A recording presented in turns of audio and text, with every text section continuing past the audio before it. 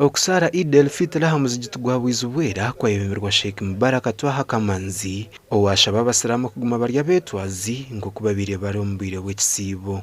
Tubadde mu kisibo nga tweyisa bulungi nnyo ng'abantu bagamba abasiramu basiibye abasiramu bakoze eki tubeerezeemu neyo embeera yonna tufunafunamu obutukyankalanyamu obutonotono kyokka tubeere mu mbeera gitubaddemu Katonda mwatwagalira. Yabashaba no kushemerwa kurungi mu ideji kandi bongere kuguma bahereza babatiina obutosha. Mugule amayumba gammwe abantu abatayina mubayite waka amusanyuke nabo era mbasaba embeera zonna zimuyiseemu embeera nzibu za ssente abaana badi masomero bana bakuumula tugumikirize. Twaza hamuzigito gwa Rubindi Sheikh Nuh Muhammad Muganga yashaba abasiramu kugumiza mu barukushaba mukama ngo kubabire no bashaba mu kwezi kwa Ramadhan.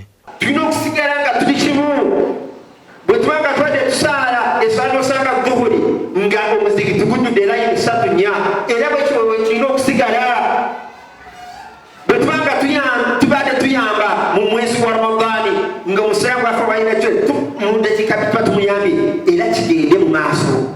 Omukusara idahamiz jiteji yombi aba bayegitwaho kansara omukazi orukujwekere gombora ya rubaya Loida Twino Mujuni owabashaba kujaguza Eid n'obwegendesereza. Kana wande biro mukage byasigarayo nabyo babimare kurungi bino businje kandi nimbendeza rukundo. Ogu yabasimira umutima gwa rukundo gubine kandi yabashaba kugumiza mu barukuyamba babatine. Kira munonga bagire rukundo neyo kusasira abatine ningashi abatakwebasa umuntu cyari kubayine aherezo umugenzi we barye hamwe bona bagira obusinje. Ogu nabwe rizoba yakanakazana ikondisha twizitwira hamizigite giyombe zitari kukora kandi abasiramu bamusima habwe kikorwa kirungi aha kuba batwire bari kubonabona namizi gokoresa.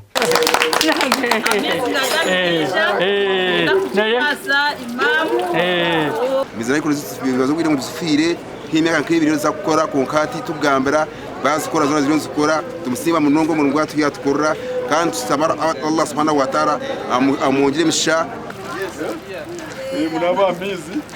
aha bwa TV West and Aidan Bataringaya.